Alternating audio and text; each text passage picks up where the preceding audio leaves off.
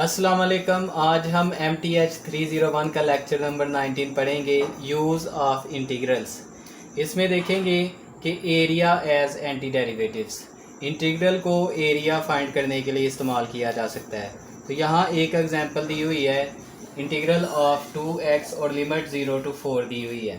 तो जब हम इसका इंटीग्रल सॉल्व करें तो x कांस्टेंट है, एज इट इज़ आ जाएगा, और x का इंटीग्रल लेंगे तो पावर में एक प्लस, टोटल पावर से एक डिवाइड, और लिमिट अप्लाई हो जाएगी 0 to 4। तो ये आ जाएगा, पहले अपर लिमिट हम पुट कर देंगे 4²/2, फिर लोअर लिमिट पुट कर देंगे 0/2। तो ये सॉल्व करने के बाद आ जाएगा 2, इसको कर ले 16/2 और ये 0 हो जाएगा। तो ये हो जाएगा 8, 2 × 8 यानी 16।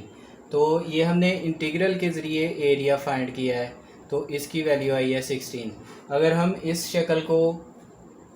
शक्ल का एरिया फाइंड करें, एरिया ऑफ ट्राइंगल, तो ये हमारे पास आएगा, इसका फार्मूला होता है 1/2 बेस इंटू अल्टीट्यूड।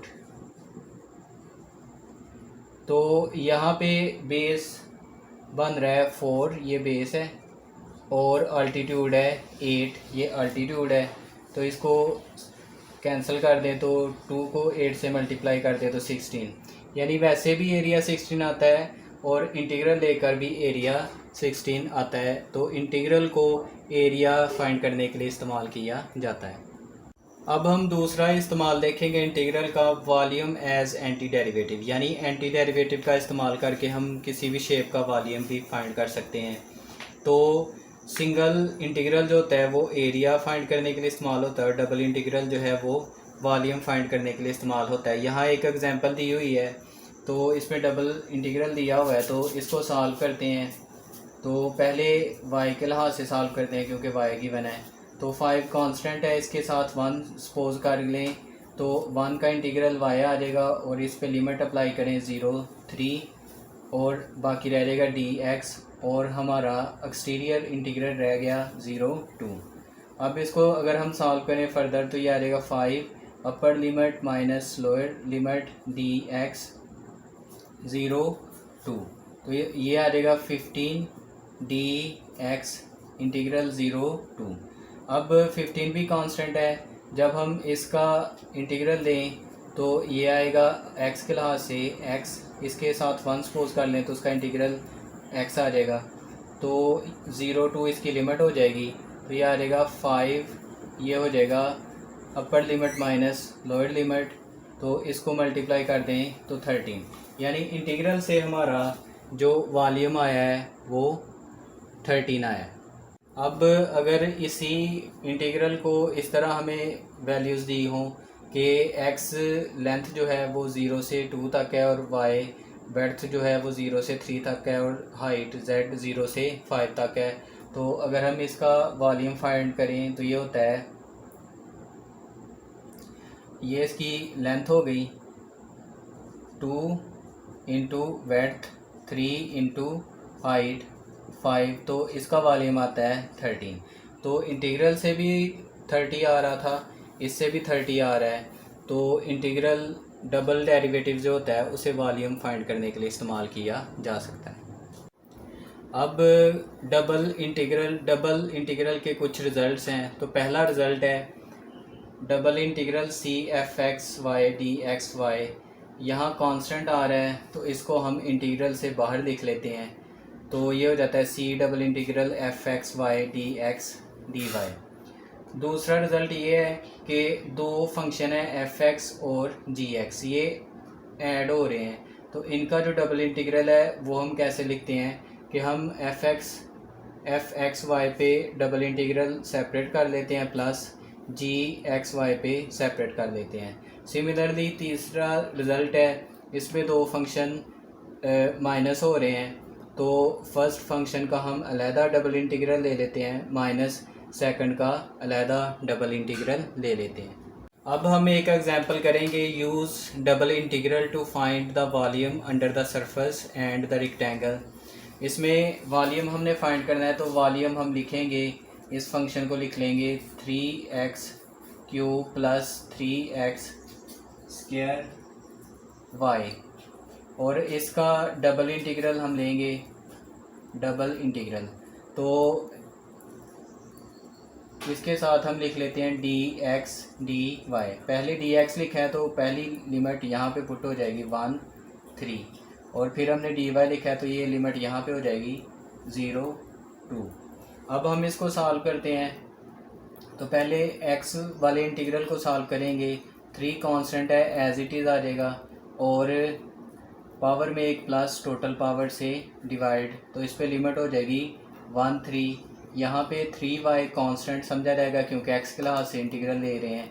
तो x स्क्वायर का इंटीग्रल लेंगे तो पावर में एक प्लस टोटल पावर से डिवाइड, और लिमिट हो जाएगी 1 3, और बाकी हमारे पास रह गया dy, और बाहर वाला इंटीग्रल रह गया 0 2। तो अब इस पे लिमिट पुट कर देते हैं। तो लिमिट पुट कर दें तो ये हो जाएगा 3 power 4 over 4 minus 1 power 4 over 4, upper limit minus lower limit. अब यहाँ से हम इस 3 को कैंसिल भी कर सकते हैं, तो ये y रह जाएगा, और ये पहले अपर लिमिट होगी 3 पावर 3 और 1 पावर 3, और सारे को हम ब्रैकेट लगा के dy, और इंटीग्रल हमारा 0 से 2।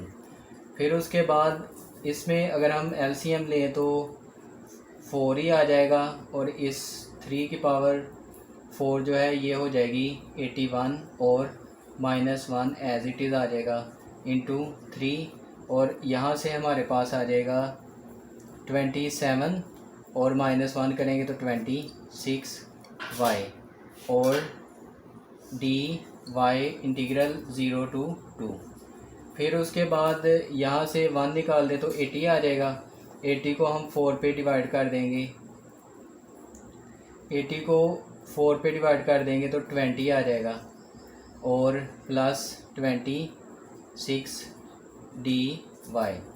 अब इसका इंटीग्रल लेते हैं। ये कांस्टेंट है, ये 60 हो जाएगा, और इसका इंटीग्रल y आएगा, इसके साथ 1 सपोज करके 1 का इंटीग्रल y आ जाएगा, और लिमिट पुट करेंगे 0 2, और ये 26 कांस्टेंट है, इसको वैसे लिख लेते हैं, और यहाँ पे पावर में एक प्लस टोटल पावर से डिवाइड, और लिमिट 0 2। अब लिमिट पुट कर देते हैं तो ये आ गया 60 upper limit minus lower limit, और ये 26, इस 2 को इधर हम कैंसिल भी कर सकते हैं, 13 रह जाएगा। तो 13 अपर लिमिट पहले पुट करेंगे 2 पावर 2 माइनस 0 0 पुट भी कर देंगे तो 0 ही रहेगा।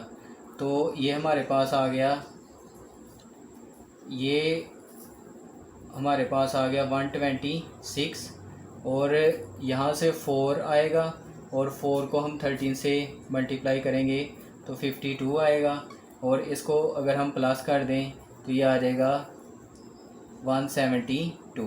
तो ये हमारा वॉल्यूम आ गया जो हमने फाइंड करना था। अब हम नेक्स्ट एग्जांपल करते हैं। नेक्स्ट एग्जांपल में भी हमने डबल इंटीग्रल इस्तेमाल करके सॉलिड का वॉल्यूम फाइंड करना है, जो फर्स्ट ऑक्टेंट में सरफेस से इनक्लोज है, और प्लेन्स x इक्वल टू y equal 0 y equal 3 z equal 0 से इनक्लोज है।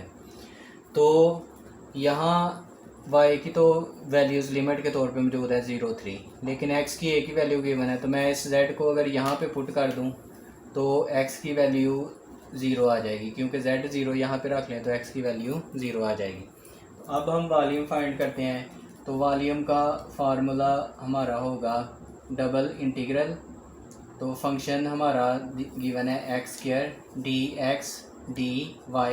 तो पहले x की लिमिट पुट करते हैं 0 से 2, और फिर y की 0 से 3। तो हम ऑर्डर चेंज भी कर सकते हैं, उसका कोई इशू नहीं है। तो ये आ जाएगा पावर में एक प्लस टोटल पावर से डिवाइड, और लिमिट 0 और 2, और dy, और बाहर वाली लिमिट 0 3 एज इट इज़ आ जाएगी। फिर ये आ जाएगा, इसको पुट कर दें तो ये आ जाएगा 2 पावर 3 ओवर 3 माइनस 0 ओवर 3, ये लिमिट हमने पुट कर दी और इंटीग्रल 0 से 3 dy। तो यहाँ से हमारे पास वैल्यू आएगी 8/3 dy 0 3। अब हम इसका फर्दर इंटीग्रल लेते हैं तो 8/3 कांस्टेंट है वैसे आएगा, इसके साथ 1 सपोज करके 1 का आ जाएगा y, 1 का इंटीग्रल आ जाएगा y, तो ये आ जाएगा 0 से 3। तो v हमारे पास आ गया 8/3 upper limit minus lower limit, तो 8/3 इंटू 3, ये इससे कैंसिल हो जाएगा तो वॉल्यूम आ गया 8। नेक्स्ट हम एक रिज़ल्ट देखेंगे, double integral of f(x,y) dA greater than equal to 0, यानी ये नॉन नेगेटिव होता है if f(x,y) greater than equal to 0 on R। यानी f(x,y) फंक्शन का डबल इंटीग्रल नॉन नेगेटिव होता है अगर फंक्शन f(x,y) नॉन नेगेटिव हो ऑन R। दूसरा रिज़ल्ट ये है कि double integral of f(x,y) dA greater than equal to होता है double integral c(g,x,y) dA if function f(x,y) greater than equal to function g(x,y). Next result है अगर function f(x,y) is non negative on a region R, तो फिर हम उस reason R को दो रीजन्स R1 और R2 में डिवाइड कर सकते हैं और उस सॉलिड का जिसके दो रीजन बना दिए हैं उस सॉलिड का वॉल्यूम हम इस तरह लिख सकते हैं, double integral f(x,y) dA is equal to double integral at region 1 f(x,y) dA plus double integral at region 2 f(x,y) dA। यानी हमने पूरे रीजन को दो रीजन्स में डिवाइड कर दिया है, तो R1 रीजन पर भी हम फंक्शन का डबल इंटीग्रल लेते हैं और R2 पर भी डबल इंटीग्रल लेते हैं और दोनों को सम कर देते हैं तो वो पूरे सॉलिड का डबल इंटीग्रल यानी वॉल्यूम के इक्वल आ जाता है। नेक्स्ट हम देखेंगे कि वॉल्यूम ऑफ सॉलिड S को हम in terms of cross sectional area भी लिख सकते हैं। तो volume S is equal to integral of cross sectional area AY dy and limit CD। तो ये वॉल्यूम ऑफ सॉलिड है जिसे हमने क्रॉस सेक्शनल एरिया की टर्म में लिखा है और ये क्रॉस सेक्शनल एरिया जो है ये y एक्सिस के परपेंडिकुलर होता है और इंटरवल C और D के बिटवीन किसी पॉइंट y पर होता है। नेक्स्ट हम देखेंगे how to compute cross sectional area for each fixed y in the interval y greater than equal to c less than equal to d the function f(x) is a function of x alone। यानी हमने interval C D में y जो है वो point लिया है और वो फिक्स्ड पॉइंट है, तो फंक्शन जो है वो x में चेंज हो जाता है और जो cross sectional area A Y है वो x के interval x greater than a less than b का जो ग्राफ है उस ग्राफ के अंडर जो एरिया होता है उस के तौर पर ए वाई क्रॉस सेक्शनल आता है। दस A Y is equal to integral f(x,y) dx and limit a to b। अब अगर वॉल्यूम फाइंड करना तो इस क्रॉस सेक्शनल एरिया को हम वॉल्यूम के तौर पे इस तरह लिख सकते हैं कि integral C D bracket integral A B f(x,y) dx into D Y. तो ये हमारा डबल इंटीग्रल के इक्वल ही हो जाता है। अब हम देखेंगे double integral for non rectangle region. इसके लिए दो तरह के रीजन हो सकते हैं, तो पहली टाइप का रीजन देखते हैं, टाइप 1 रीजन।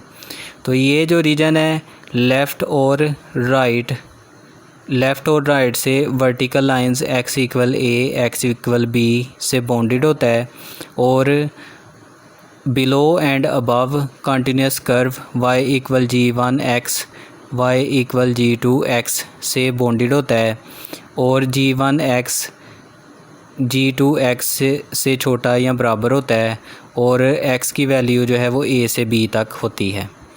तो if r is a type one region on which function is continuous, तो फिर इंटीग्रल जो है डबल इंटीग्रल f(x)y(dA) ये इक्वल हो जाता है integral limit a to b integral limit g1x g2x और फंक्शन f(x)y dy dx। तो ये डबल इंटीग्रल का फार्मूला है तब जब वर्टिकल लाइंस x में हों और अबव और बिलो जो हैं वो कंटिन्यूस कर्व्स हों।